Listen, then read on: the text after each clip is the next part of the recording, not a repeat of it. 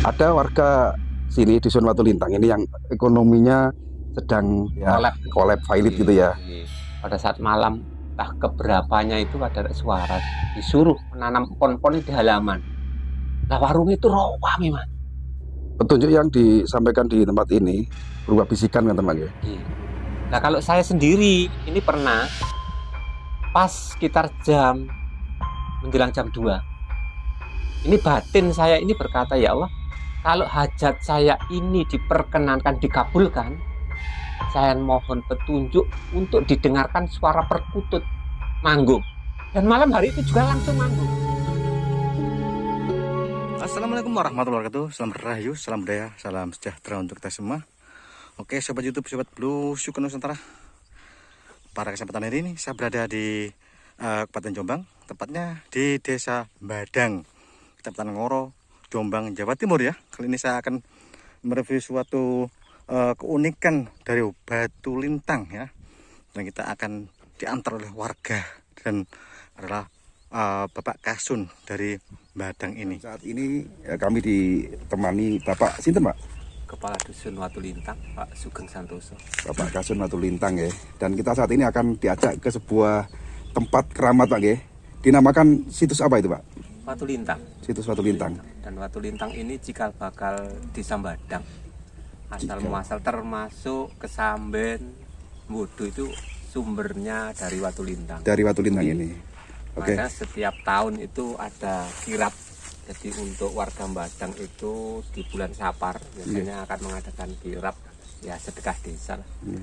Karena adanya Badang, Desa Badang itu juga berasal dari Watu Lintang. Oke. Jadi untuk lebih enaknya kita langsung ke lokasi Bang ya. Nggih, monggo Pak. Pak sinten Pak? Pak Sugeng. Pak Sugeng nggih. Jadi Pak Sugeng ini merupakan selaku sebagai kepala dusun nggih Pak ya. Dusun Watu Lintang. Nah, lokasinya itu ada di tengah-tengah persawahan ngoten Pak nggih. Iya, di tengah persawahan. Nah, menurut legenda dulu itu kan kisahnya bintang jatuh. Bintang jatuh, meteor ngoten Pak nggih. Kayak gitu. Tengah sawah dan menyala siang malam. Dan kalau malam ini menerangi di seluruh wilayah Desa Badang. Setiap malam itu menyala. Menyala. Terlihat dari sekitaran desa ini. Iya, sampai ke ujung desa namanya Dusun Wates. Nyalanya itu sampai ke Dusun Wates. Iya. Saking ke selatan itu saking apa ya? Saking tingginya bara apinya itu. Ya, ini karena apa ya? Nyalanya itu karena pijar nyala ataukah karena yoninya gitu loh. Dan yang lucu lagi itu di kala pembukaan sumber beji awal itu ada warga Grobogan Jawa Tengah itu tersesat ke sini. Grobogan Jawa Tengah. Jadi nggak tahu langsung dia tuh dikiranya sumber beji di sini, jadi langsung ke sini dan begitu dia di sini itu wanti-wanti sama juru kuncen sumber beji supaya ini juga dirawat karena lebih tua ini sebetulnya sebelum sumber beji. Jadi orang yang dari Grobogan itu mungkin mendapat petunjuk gitu lah ya. Iya, kok tahu-tahu sasar ke sini gitu loh. Ini kebetulan juga memang berada di tengah-tengah persawahan dan tanaman jagung Pak ya. Ini sawahnya ikut bengkok atau warga Pak? Sawahnya sama warga. Karena warga. Dan dibuatkan rumah-rumahan atau cungkup ya? Ya ini karena itu sejarah. Saya khawatir nanti kalau nggak dikasihkan rumah-rumah cungkup nanti hilang Pak. Oh. Kan banyak sekarang apa itu fakta sejarah kayak genduk watu, genduknya juga hilang. Kan gitu, khawatirnya seperti itu. Sudah diakui cagar budaya Pak? Sudah didaftarkan. Sudah didaftarkan. Dan termasuk situs ya. Termasuk situs. Cuman ya pas jagungnya tinggi ini jadi syutingnya nggak bisa maksimal. Iya betul. Tapi nggak apa-apa sih, kita yang penting bisa ke lokasi Bang ya. Lihat ini Bang. Mas Kandengan. Andri. Nah dulu itu ada warga Watu Lintang ini yang prihatin dengan ekonomi pada saat itu. Karena dia itu karena orang posisi pepet ya. Tapi kalau malam itu bikin dia menyendiri gitu loh. Menyendiri, namanya Pak Sumardi. Semedi gitu Pak? Ya nggak semedi karena dia apa ya, memikirkan beban hidup, terus paling enak menyendiri lah. Menyendiri di sini. Gitu. Dan pada saat itu dia itu ada suara. Betul Pak ya?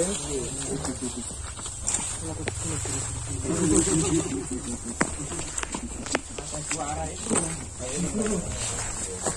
disuruh menanam empon-empon di halaman. Lepas dulu Pak. Maaf kotor. Gak apa ya? Ada warga sini di Dusun Watu Lintang ini yang ekonominya sedang apa ya? Kolab fight gitu ya.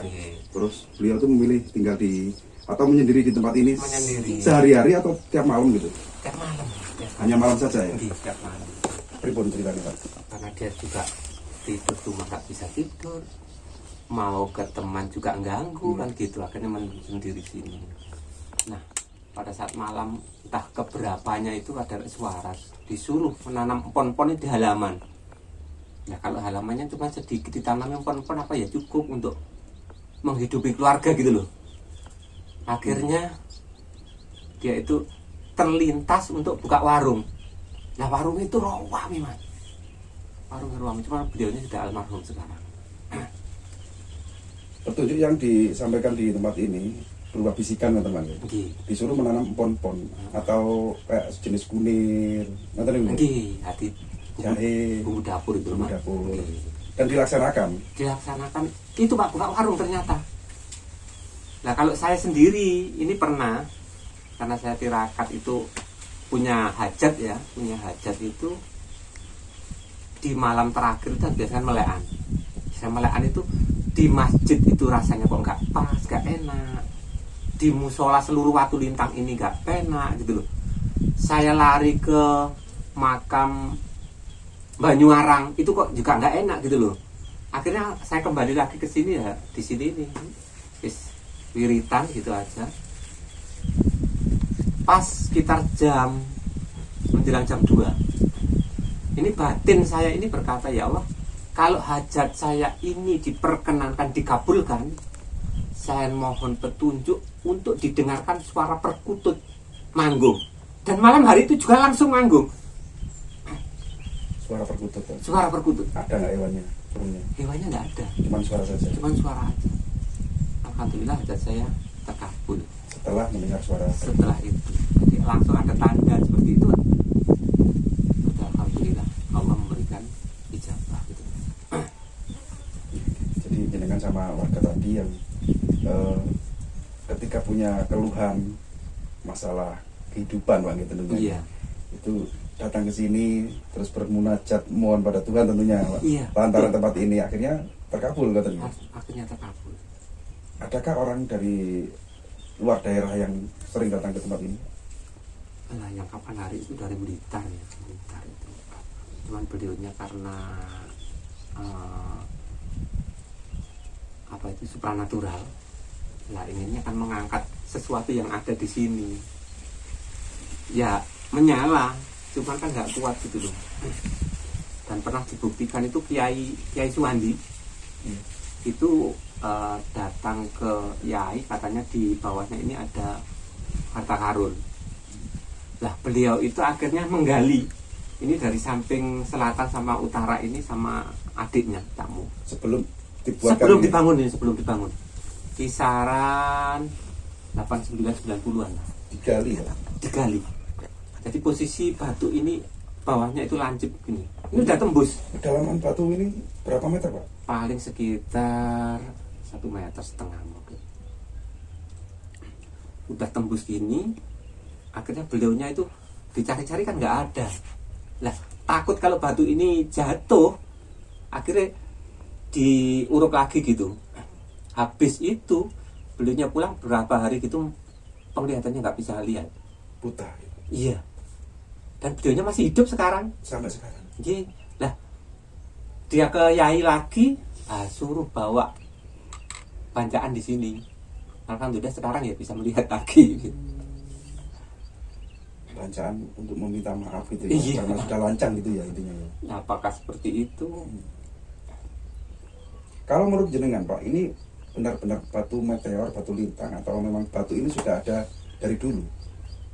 Ceritanya seperti apa ceritanya? Sudah ada dari dulu kah, atau memang benar-benar sebelum ada batu ini dataran rata atau sawah rata gitu? Ceritanya nenek atau leluhur dulu lah. Leluhur dulu ya ceritanya cuma gitu. Begitu beliaunya di sini tuh ya sudah ada batu ini, dan ini kan dikisahkan sama maling celuring itu lah. Ya seperti apa itu Pak? Maling Saya pernah celuring, dengar iya. juga. Maling celuring itu ingin masuk di wilayah Badang ini. Tiap malam cuman beliaunya nggak bisa karena pancaran sinarnya ini yang selalu beliau kemana-mana itu kelihatan gitu loh. Akhirnya sampai dia itu ke Kesamben sana itu menunggu kapan ini pancaran sinarnya ini mati baru bisa masuk, tapi nggak mati-mati gitu. Nah, akhirnya sama maling celuring ini masih ada tanda. Ini dikencing ini. Oh itu ya. Ini bekas kencing. Bekas ini. kencing ya, warna Iya. putih itu ya. Akhirnya mati nih posisinya pancaran sinarnya. Oh itu Oke. bekas kencing. Jadi ini pas panturan air kencingnya agak ada bekas itu. Ceritanya gitu. Wal dikencingi pun tidak mati. Akhirnya mati. Oh, ini. akhirnya mati. Akhirnya mati. Dan maling celuring melakukan aksinya gitu ya. Iya, akhirnya bisa masuk di wilayah sini mencuri. Berarti batu ini juga memang sudah ada dari zaman kerajaan. Kayaknya gitu. Sudah ada. Adakah cerita mistis yang lainnya dialami warga lokal sini Pak? Selain Ini dari cerita. banyak pendatang dari jauh itu ngambil batunya itu Pak, di titik ini Pak. Oh jadi bekas itu ya, cuma Iya. gitu ya. Ini yang banyak supranatural ini. Ngambil dikit, dibawa pulang, ngambil dikit. Nah, posisi malam kan nggak ada yang jaga. Sebenarnya nggak boleh Pak ya. Sebetulnya nggak boleh. boleh ya. Nggak boleh. Tapi karena mungkin ya mencuri gitu ya. Iya. Akhirnya dicuil-cuil gitu. Jual-jual itu. Untuk apa kira-kira itu Pak? Kalau jenengan tahu. Salah satunya ini dibuat waktu akik rame itu loh. Oh, oke. Itu ada guratan emas ya. Ada urat emasnya. Ada urat emas ya. Batu ini. Ini kan sudah lama Pak kejadian yang jenengan ceritakan awal tadi, katanya mengeluarkan sinar atau cahaya yang terlihat dari sekeliling area desa Badang ini. Iya. Dan di era modern ini apakah pernah suatu ketika atau suatu saat mengeluarkan cahaya Pak? Apakah pernah terjadi lagi? Kadang-kadang itu kayak kalau malam-malam Jumat Jumat Legi Jumat Kliwon itu kayak ada pancaran hijau Dari atas? dari atas. Mas, gitu. Jatuhnya tepat di sini, Iya, sinar hijau. sinar hijau. Bukan dari bawah ke atas, tapi dari atas ke bawah. Iya. Dan orang kalau dari jauh itu kelihatan betul besar gitu.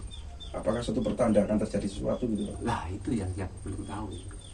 Belum tahu. Barangkali setelah terjadi pantulan cahaya dari atau sinar cahaya dari atas, esoknya atau beberapa hari ada pagebluk atau ada bencana gitu. Belum ada niteni ya? Belum ada. Belum ada ya. Nah biasanya itu di momen-momen itu menjelang pilkada. Yes.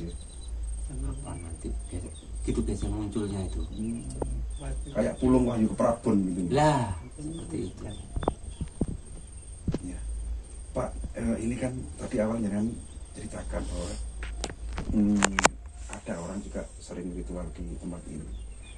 Tujuan selain dari untuk bermeditasi, apakah Bapak juga tahu ada tujuan atau maksud lain datang ke tempat ini Pak? Misalnya ingin mencari pesugihan atau pengwarisan gitu. Sempat ada orang Wonosalam itu ya. Nah, karena jadi dia terlibat ekonomi. Jadi di sini itu melakukan ritual sembelih ayam itu, sembelih ayam. Dan darahnya dihidupkan di sini. Iya. Nah, begitu dia sukses, nggak kembali ke sini. Ya, nggak lama Mas. Nggak lama. Meninggal dunia. Meninggal dunia. Bapak tahu kabar itu dari siapa Pak? Kalau orang yang pernah ke sini itu sukses dan meninggal dunia. Mbah Mutin Ansori. Jadi dulunya itu memang terhimpit ekonomi ya. Iya.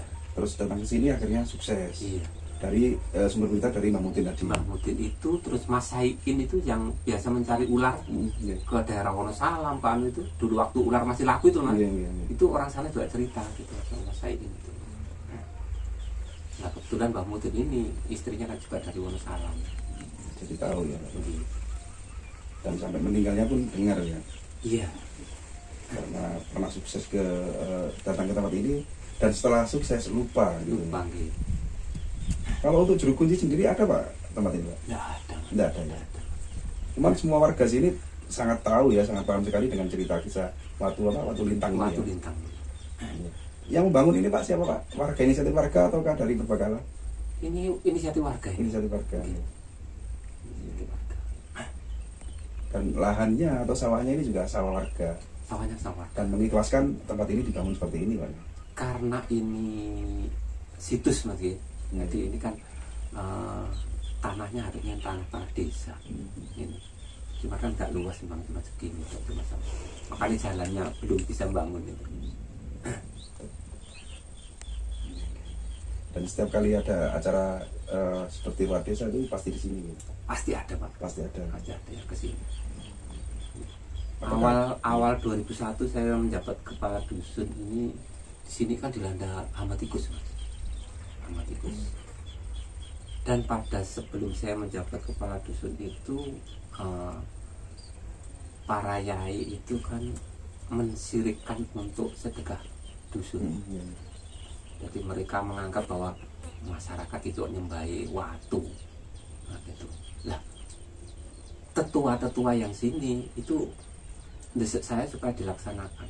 Pak Wong, karena adat itu dulu dilaksanakan bukan kok ujuk-ujuk dilaksanakan, tapi ada sebab kan gitu. Nah mulai 2001 saya laksanakan, alhamdulillah tikus hilang. Jangankan jagung, tebu itu ditebang sama tikus 2001.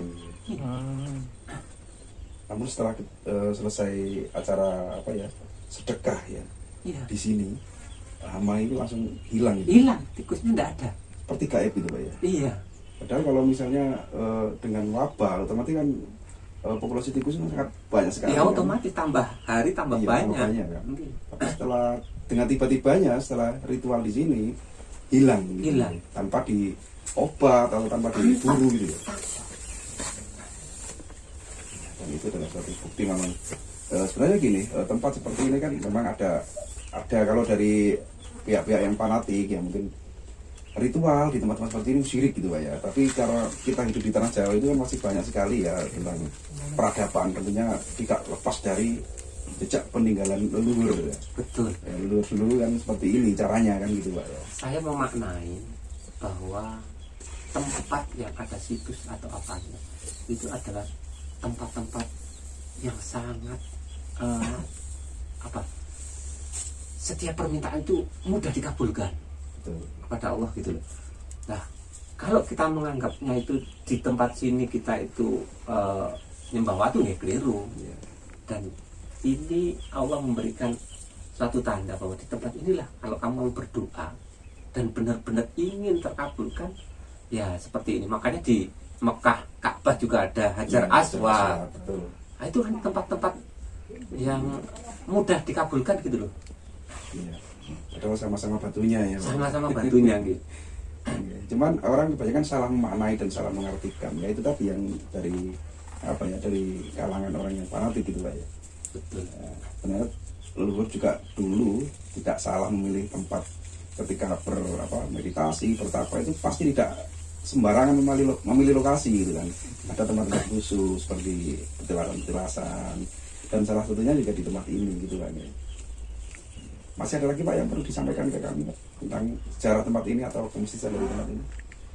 Ya, alhamdulillah seluruh kepala desa itu masih mengsakralkan dan mengkultuskan bahwa asal muasal desa Madang dari sini, dan setiap mau ada pilkades mesti calon-calon mesti sowan ke sini gitu. Dan alhamdulillah harapan saya juga ke depan mungkin bisa lebih diperhatikan lagi. Gitu Pak ya. Ya mudah-mudahan dengan tayangnya video ini bisa mengetuk hati para pihak berwenang ya untuk bagaimana lah merespon ke tempat ini supaya kedepannya itu lebih baik dari sekarang gitu, terutama untuk akses jalannya dan untuk lampunya juga sudah ada Pak ya. Oke. Tinggal akses jalannya Akses ya. jalan. Biar lebih diperhatikan dan tidak hilang lah apa yang namanya ini sejarah dari keberadaan situs Watu Lintang ini.